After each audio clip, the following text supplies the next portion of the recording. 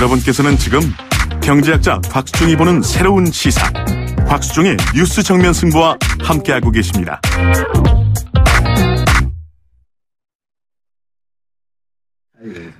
네, 사법부 블랙리스트 추가 조사로 드러난 법관 사찰 문건 파문이 가라앉지 않고 있습니다. 제가 방금 우리 인하대학교 법학전문대학원의 김인혜 교수님 이 추운데 들어오셔서 멀리서 오셔서 감사하다는 말씀을 하는데 훅 들어오셨습니다. 자, 이 법원 내부의 갈등이 심상치 않아 보이는데요. 예. 김명수 대법원장이 임명이 되시고 난 다음에 과연 이 블랙리스트 문제를 예상을 했을 거 아니겠습니까? 예. 그죠? 그래서 아마 대법원장 임명을 하시는 과정 속에서 이 문제를 어떻게 가져가겠다라고 고민을 하셨을 거고. 예. 또 지금 검찰 내부에서 벌어지고 있는 여러 가지 뭐라 그럴까요? 예. 좀 표현하기 어렵습니다.만 구파 대 신파. 예. 이렇게 표현을 하면. 예. 갈등을 봉합을 해야 될 문제가 예. 법무부와 대법원 모두가 지금 존재하는 것 같습니다. 예. 그 와중에 조국 민정수석은 예. 현재 청와대는 절대 개입하건 바가 없다 이렇게 말을 하고 있고요. 자, 그래서 오늘 김인혜 교수님과 한번 말씀 나누겠습니다. 자, 법원 추가조사위원회 결과 법관의 동량을 수집한 문건이 여러 건 발견됐다. 이렇게 이제 추가조사위원회에서 나왔는데 어떻게 됩니까 이거?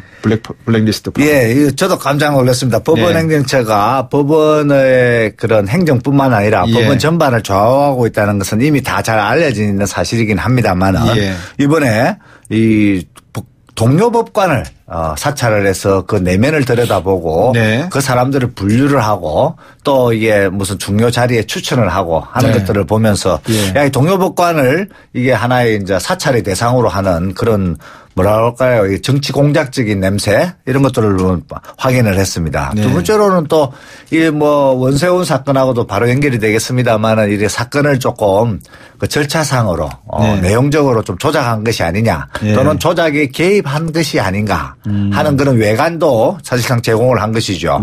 이런 행태는 사실 그 60, 70년대 그 중앙정보부라든가 80년대 국가안기부 그리고 2000년대 국정원 이렇게 이제 생각을 하는 그런 정보기관들이 할 수 있는 이제 행태들인 거죠. 정보기관들이 판사들의 동향을 체크를 하고 판사를 분류를 하고 또 판사에 대해서 제명 등의 그 불이익을 가하고 이런 것들과 사실상 형식상으로 큰 차이가 없는 그런 현상을 보여주었습니다.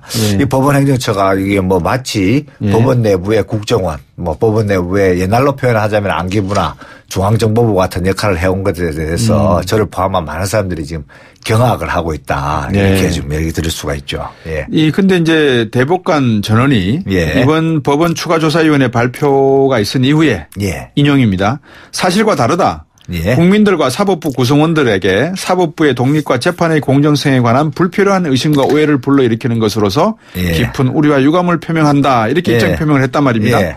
누가 진실입니까? 대법관들께서 거짓말하고 있습니까? 이게 일단은 대한민국 역사상 이런 경우는 없었습니다. 대법관들 전원이 대법원장을 제외한 사람들이 나와서 이렇게 한 사건에 대해서 종합적으로 해명하는 것은 있은 적이 없는데요. 일단은 형식적으로 너무 좀 부적절한 걸로 보여집니다. 일단은 이 사실관계가 맞는지 안 맞는지는 이 법원에서 최종적으로 결정을 해 줘야 되는 건데 원래 이제 분쟁이 생겼을 때 법원에 가서 해결해 달라고 하지 않습니까? 당사자가 됐을 때 좀 더 신중하고 신중하게 사실관계를 확인해서 그래서 대응할 수 있는 것들은 다 대응을 하고 또 해명할 것은 해명하면 되는데 사건 당사자가 되어서 바로 뛰어들어 가지고 사건을 오히려 더 키운 그런 부적절한 측면이 있죠. 그다음에 두 번째로는 이게 국민들이나 언론들 그리고 또 일부 전문가들이 갖는 의심은 합리적인 의심입니다. 법원행정처 관련 당사자의 컴퓨터에서 나온 문건들이 있지 않습니까? 사건에 관련된 것으로 드러났고 그게 또 우병우가 깊이 관여되어 있다는 것이 드러났습니다. 그러면은 우리 이제 언론이나 전문가들 일반 시민들 입장에서는 이게 증거를 가지고 합리적으로 의문을 제기를 하는 것이거든요. 그러면은 재판을 하시는 분들이 다 증거재판주의에 의해서 자신들도 증거를 가지고 이게 그러지 않다라고 얘기를 해야 되는데 그런 합리적인 의심을 힘으로 좀 찍어 누르는 듯한 그런 행태를 보이셨죠. 대법관들 이번에 그 기자 그 회견은 매우 그 실망스러운 행태로서 향후 이런 일이 자꾸 반복이 돼서는 절대로 안 되겠다. 잘못했다. 네. 이런 생각을 합니다. 그리고 지금 이제 뭐 깊은 우려와 유감을 표명한다. 이거는 언론 당신들이 잘못했다 이렇게 얘기를 하는 투인데 네. 이게 사실은 언론들은 그 법원 행령처에서 나온 그 문건을 보고 물정을 보고 지금 의문을 제기하는 것이기 때문에 예. 언론을 탓할 수는 없죠. 예. 사실은 자기들 잘못이 있기 때문에 그 자기들 잘못을 솔직히 이제 진상을 규명하고 해명하고 예. 또 뭐 용서를 구하는 자리가 되었어야 했다. 예. 그러려면 좀 더 시간을 가지고 입장을 표명하는 게 맞았다. 이렇게 얘기할 수가 있겠습니다. 예. 근데 이제 청취자분들이나 국민들이 보시기에 예. 방금 교수님께 지게 주셨습니다만 그 법을 집행하는 판사분들 예. 또 검사분들, 법무부 이런 분들 내용에 지금 게시판에 올라온 글들이 예. 인용입니다. 중앙일보 예. 1월 9일자 예. 기사 내용 인용인데요. 적폐 땡땡들 이런 이제 막말이 올라간다는 거죠. 예. 그리고 행정처 개 땡땡 예. 이런 글들이 올라오는 걸 보면서 국민들과 청취자분들께서는 예. 이게 우리가 알고 있던 사법부와 예. 판사님들 그리고 예. 대법원의 대법관분들의 예. 품이냐 이게 예. 이런 걱정 아닌 걱정을 하십니다. 예. 그래서 이걸 갈등인가 예. 아니면은 하나의 정화 과정에 나오는 불가피한 마찰음인지 예. 어떻게 봐야 됩니까 이거? 이게 지금 저희들이 이 오랜 기간 동안 네. 이 그 권력이 집중이 되면서 많은 문제를 양산해 왔지 않았겠습니까? 예. 특히 뭐 국정원이라든가 검찰을 중심으로 한 적폐 네. 이 부분은 지금까지 이제 많은 수사가 진행이 되고 있죠. 예. 특히 이제 검찰 같은 경우에는 과거에 동일한 사건을 다 수사를 했는데도 불구하고 네. 그때는 다 덮었다가 지금 다시 이제 또 수사를 하고 있는 그런 이제 이상한 형태가 돼버린 거죠. 그렇죠. 당시에 수사를 했던 검사들이 무능력했거나 아니면 정치적으로 덮었거나 네. 뭐 둘 중에 하나 아니겠습니까? 예. 둘 다 충분히 면직의 사유가 된다고 생각을 합니다만은 예. 예. 이번에 이제 그런 것들이 이제 법원에서도 드러난 것이죠. 예. 이런 것들을 분명히 정리를 하지 않고는 법원 내부의 권위라든가 법원이 국민들로부터 마땅히 받아야 될 존경과 신뢰 이런 것들은 도저히 확보할 수가 없다. 네. 이렇게 생각합니다. 이것이 뭐 어떤 한 그룹 대 그룹의 그런 힘겨루기라든가 네. 또는 그 과정에서 벌어지는 무슨 뭐 갈등, 마찰 이런 것이 아니고 예. 한쪽이 잘못한 것이고 예. 그 잘못한 것을 이제 다른 그런 이제 신진 세력 또는 이제 외부와 함께하는 그 네. 건강한 세력이 그걸 바로잡으려고 하는 그런 노력의 과정인 것이죠. 네. 이미 벌어진 일을 뭐 어떻게 하겠습니까? 예. 그거는 진상을 규명해서 네. 필요한 그 문제가 있으신 분은 당연히 처벌을 받아야 되고 예. 그다음에 책임지실 분은 책임을 져야 되고 예. 뭐 또 인사상의 불이익을 받아야 될 분은 불이익을 받아야 되는 거죠. 그 예. 뭐 벌어진 일을 불법 행위를 다시 주워 담을 수 어떻게 없다. 주워 담을 수가 있겠습니까? 허구적인 합법으로 현실의 불법을 네. 덮을 수는 없죠. 김영수 대법원장이 별도의 조사기구 마련하겠다 네. 또 이야기를 했고요. 네. 그다음에 이 셀프 조사가 두 번째 이제 그렇게 되면 이루어지게 되는 건데 예. 앞에서 대법관 전원이 추가조사위원회 발표 이후에 사실과 다르다 이렇게 얘기를 했다고 네, 제가 말씀드렸으니까 예. 그러면 이게 사실과 맞다라고 밝혀진다면 예. 방금 교수님께서 말씀하셨다시피 대법관 전원은 뭐가 되는 겁니까? 예. 그러니까 대법관들의 처신이 그 당시에 예. 이제 어제 있었던 기자회견이 굉장히 이제 부적절하고 합리적이지 못한 그런 태도였다 할 수가 있죠. 그러면 그 자체가 정치적으로 해석될 부분은 없습니까? 예를 들면 예. 문제가 있는 건 다 알겠는데 이게 자칫 잘못하면 안에 있는 모든 치부가 네. 국민들에게 다 드러남으로 해서 네. 사법부의 파동이 본격화되게 되면 국민들로부터의 사법부의 신망, 예. 존엄이 예. 훼손될 가능성이 있으니 예. 우리 대법관들이 일치단결해서 이 예. 문제를 여기서 봉합하고 예. 앞으로는 정치적으로 우리가 사법부의 예. 정치적인 의미입니다. 해결해보자 이런 뜻은 없었을까요? 예. 그거는 뭐 좀 논리적으로 말이 맞지 않죠. 일단은 그렇습니다. 잘못한 게 있으면은 네. 진상이 먼저 규명이 돼야 되는 것입니다. 네. 그리고 사건을 종국적으로 이제 끝을 낼 것인가 말 것인가 하는 거는 국민적 합의가 필요한 것이죠. 네. 대법관 13명의 합의가 필요한 게 아닙니다. 이 사건을 덮자. 그리고 여기서는 더 이상 조사를 하지 않고 앞으로 잘해보자라는 합의는 그걸 결정할 수 있는 국민적 합의가 먼저 형성이 돼야지 대법관들이 그걸 받아들일 수가 있는 것이지 대법관들이 국민의 합의들을 대신할 수는 없죠. 쉽게 말하면 죄를 지은 사람이 내가 나를 용서하겠다 이런 네. 것과 예. 큰 차이가 없는 것이죠. 실제로는 용서해야 될 사람 입장에서는 진상관계가 정확하게 밝혀지고 네. 또 거기에 대해서 또 마땅한 책임을 질 사람이 책임을 지고 네. 그에 따라서 또 합리적으로 제도 개혁이 된 다음에 그러면은 이제는 이제 이 정도면 충분하다라는 그런 피해자들의 피해자의 관점에선 용서, 피해자의 관점에선 화해 네. 이런 것들이 필요한 것이죠. 이거는 마치 저희들 위안부 문제와 같은 경우에 아베가 우리는 문제 다 해결했다.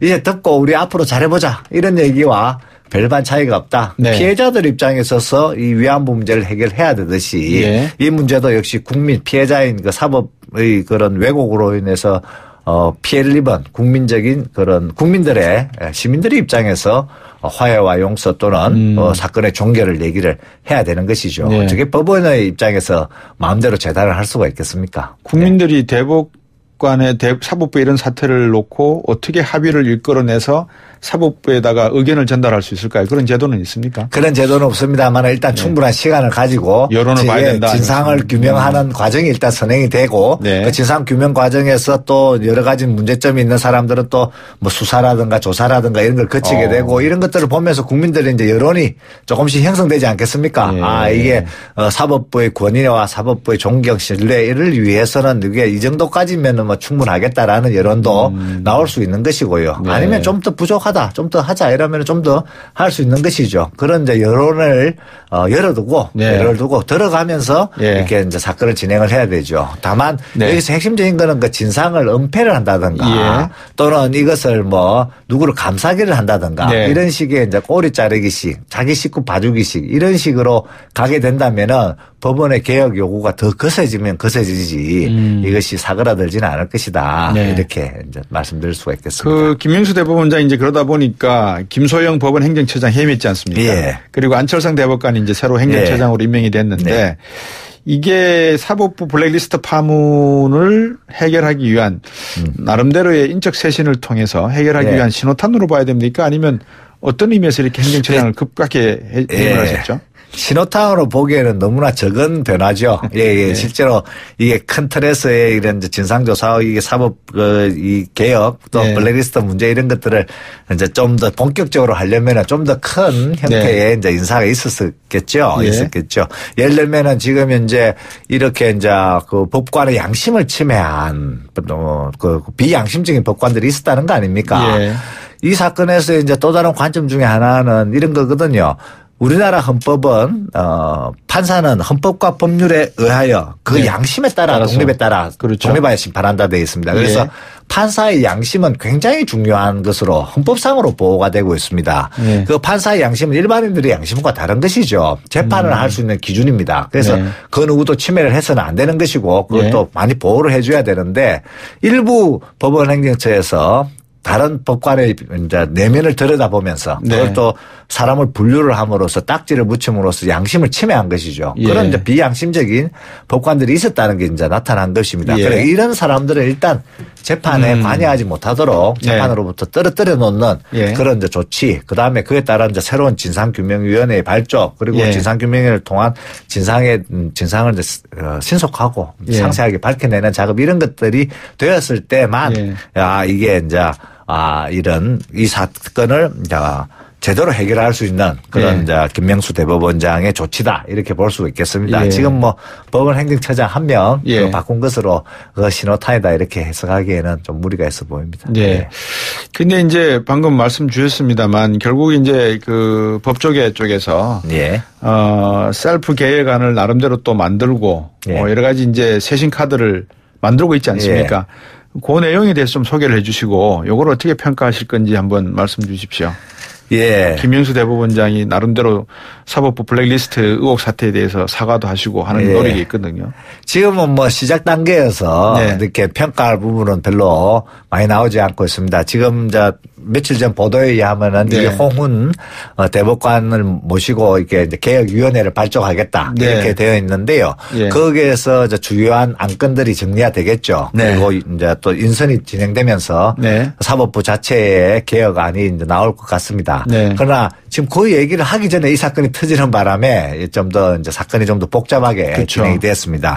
그래서 일단은 지금까지 이제 그 관료적으로 법원이 운영되면서 법원 행정처가 너무 비대해진 점, 그에 따라서 개별 법관들의 양심의 자유라 그다음 양심의 자유나 법관의 독립이 침해된 부분에 대해서는 정확하게 진상규명을 하고 이걸 개혁하기 위한 예. 그런 조치가 과감하게 일단은 나와야 되겠다 예. 이런 생각입니다. 그거는 법원행정처의 권한을 이제 축소하는 그런 이제 문제하고도 연결이 되겠죠. 예. 그다음에 두 번째로 이제 지방분권이라든가 그다음에 국민들이 재판에 직접 참여하는 그 국민참여재판이라든가 예. 이런 좀 굵직굵직한 주제가 논의가 되어야 되겠습니다만은 예.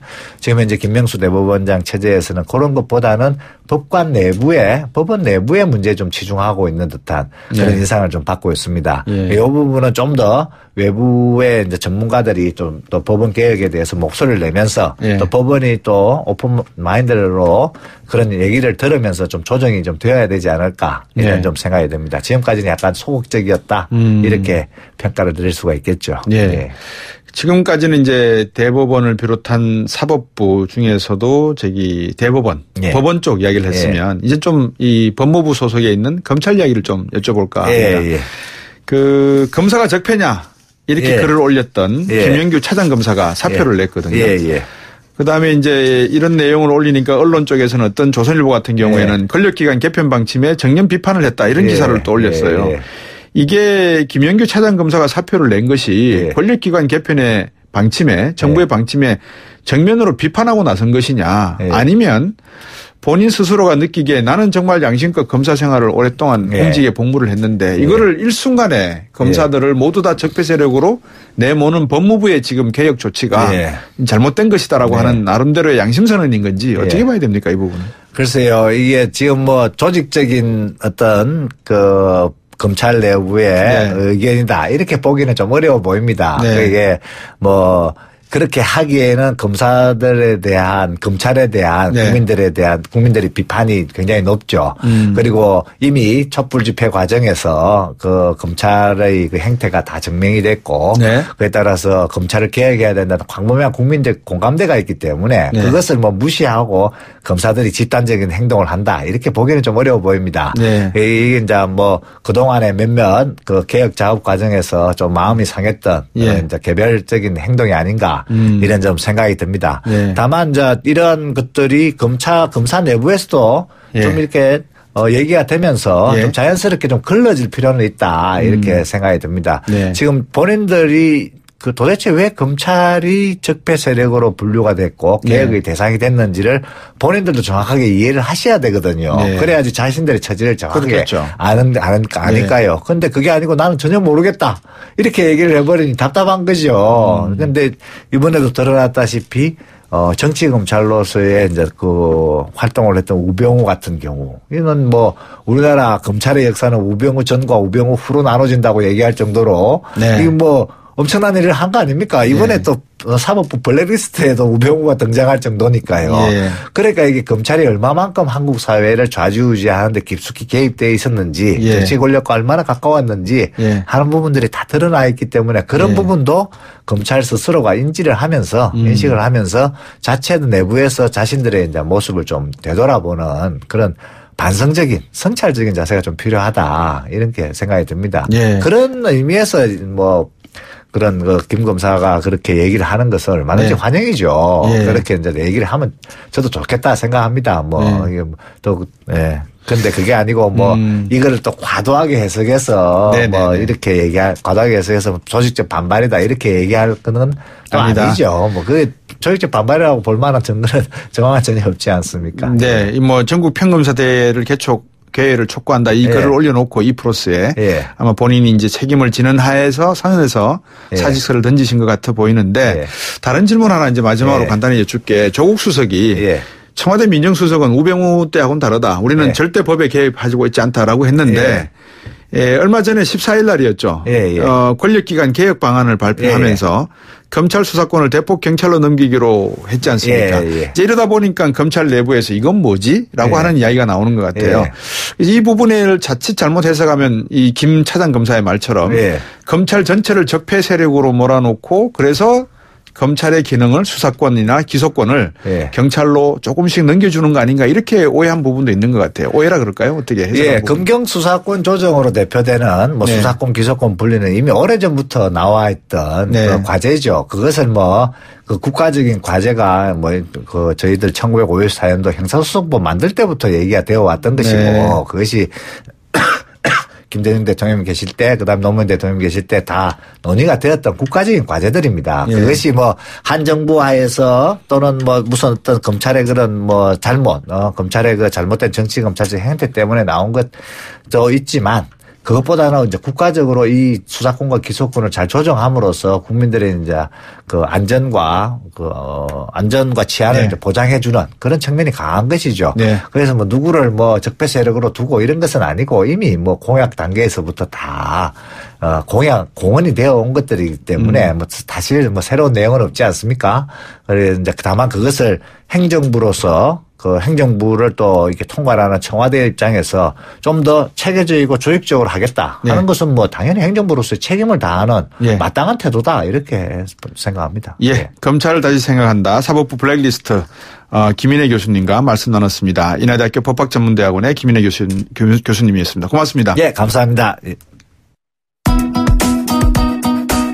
다음 주도 춥답니다. 월요일 뵙겠습니다. 곽수정이었습니다. 고맙습니다.